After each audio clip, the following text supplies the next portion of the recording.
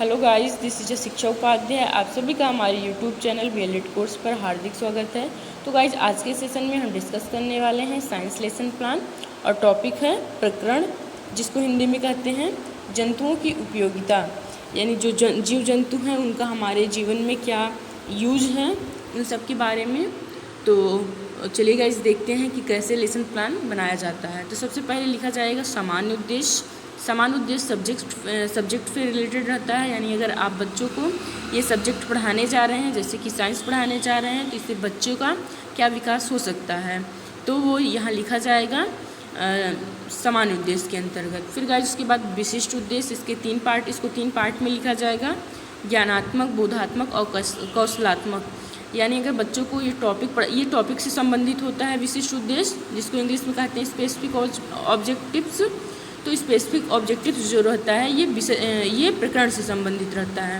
यानी अगर बच्चों को जंतुओं की उपयोगिता के बारे में पढ़ाया जाएगा तो उनका ज्ञान के पक्ष में, बोध के पक्ष में यानी समझ के पक्ष में, या कौशल के पक्ष में क्या विकास हो सकता है। तो इस तरीके से यहाँ लिखा जाएगा। और फिर यहाँ सहायक सामग्री आप लिखेंगे।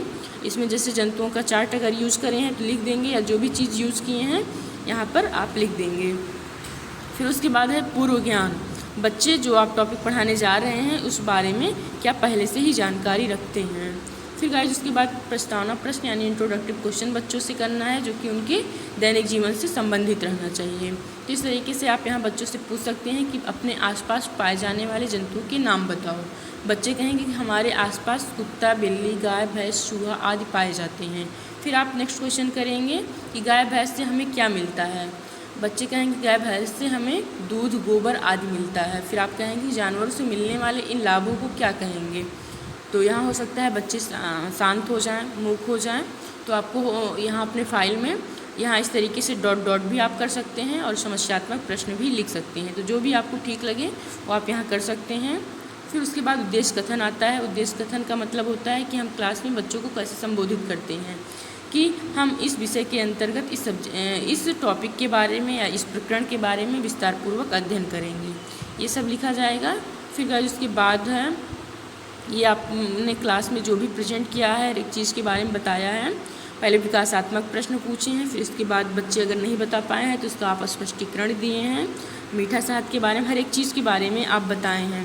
तो जैसे कि यहाँ मधुमक्खी का आप देख सकते हैं, मधुमक्खी किस तरीके से हमारे जीवन में यूज है, मतलब मधुमक्खी के जो ये हनी बनाती है, यानी इसके मधु का हमारे जीवन में क्या यूज है। और जैसे कि गाय या भैंस है तो उसका जो दूध है हम लोग कैसे पीते हैं या उससे क्या क्या करते हैं। और फिर गाय उसके बाद है मुर्गी, यानी मुर्गी जो अंडा देती है तो उस अंडे का भी हम लोग यूज़ करते हैं, खाने में भी करते हैं। तो इस तरीके से ये आप बच्चों को चार्ट के द्वारा भी दिखा सकते हैं, और अगर दिखाएं चार्ट का यूज़ किए हैं क्लास में तो इस तरीके से आप अपने फाइल में चिपका भी सकते हैं। और फिर गाइस उसके बाद आपको यहाँ इस तरीके से बोधात्मक प्रश्न करने हैं। बोधात्मक प्रश्न इसलिए करने हैं ताकि आप अपने टॉपिक में आगे बढ़ सकें। अगर बच्चे को अच्छे से समझ में आ गया है तो आप उनसे प्रश्न करेंगे। अगर लग रहा है आपको कि बच्चों को समझ में आ गया है तभी आप नेक्स्ट टॉपिक पर जाएंगे। जब तक बच्चों को समझ में नहीं आया है तब तक आप वो रिवीजन करते रहेंगे, बच्चों को हर एक चीज़ के बारे में बताते रहेंगे। तो गाइस इस तरीके से ये सब लिखेंगे आप। फिर उसके बाद ये देखिए आप इस तरीके से कितना बेहद खूबसूरत लग रहा है। यहाँ वेरी गुड भी मिला है, आप यहाँ देख ही सकते हैं। तो ये सब अगर आप बना देंगे अपने फाइल में तो जो भी एग्जामिनर रहेंगे इंटर्नशिप के बाद आपका जो भी एग्जामिनर आपकी फ़ाइल खोलेंगे तो उनको बहुत ज़्यादा ही अच्छा लगेगा।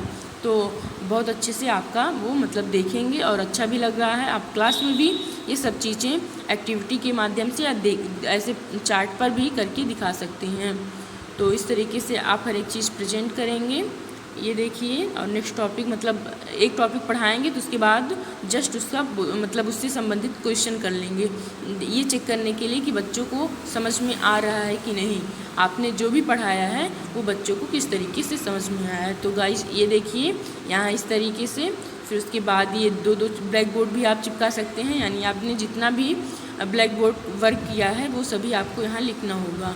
और इस तरीके से कितना ही ज़्यादा इफ़ेक्टिव लग रहा है। अगर बच्चों को आप एक बार दिखा देंगे तो उनको समझ में आ जाएगा कि किसानों का मित्र केचुआ को क्यों कहा जाता है, क्योंकि ये भूमि को फर्टाइल बनाता है। तो इस तरीके से आप दिखा सकते हैं। और जानवरों की उपयोगिता में जो इस तरीके से आप देख सकते हैं कि जो भी है बैल है या जो भी जंतु यूज किए जाते हैं वाहन में, ट्रांसपोर्ट में, तो उनका भी आप इस तरीके से जिक्र कर सकते हैं और इस तरीके से क्लास में प्रेजेंट करेंगे। और बाद में करेंगे श्यामपटकार। इसमें लिखा गया है कि जैसे कि जहाँ पर समय समय पर प्रयोग किया गया ब्लैक बोर्ड का, वहाँ मतलब बाएं पेज पर अंकित है या जो भी है आप लिख सकते हैं इस तरीके से। और बाएं पेज पर इस तरीके से ये आपको चिपकाना चाहिए। अब बाएं पेज पर इसको भी चिपका लेंगे। यानी यहाँ लिखा गया है कि आवश्यकता पड़ने पर जहाँ भी ज़रूरत पड़ी है बोर्ड का यूज़ किया गया है। तो जहाँ भी आपने किया है जिस टॉपिक में, उस टॉपिक के जस्ट नेक्स्ट मतलब पेज पे आप इस तरीके से लिख सकते हैं या चिपका सकते हैं। फिर गाइस इसके बाद इंस्पेक्शन वर्क है, फिर पुनरावृत्ति प्रश्न है और लास्ट में है गृह कार्य। गृह कार्य जो है बच्चों को बहुत ही संक्षिप्त रूप में देना है। तो इस तरीके से आपका ये कंप्लीट हो गया। जंतुओं की उपयोगिता जो कि टॉपिक था, सब्जेक्ट था साइंस। तो मुझे गाइस आशा है, उम्मीद है आप लोगों को आज का सेशन बेहद पसंद आया होगा। और अगर पसंद आया हो तो अपने फ्रेंड सर्किल में शेयर कर दीजिए ताकि बहुत से लोग, ज़्यादा से ज़्यादा लोग इस टॉपिक से लाभान्वित हो सकें और लेसन प्लान के बारे में जान सकें। तो गाइस चलिए मिलते हैं नेक्स्ट वीडियो के साथ। Thank you guys, thanks for watching.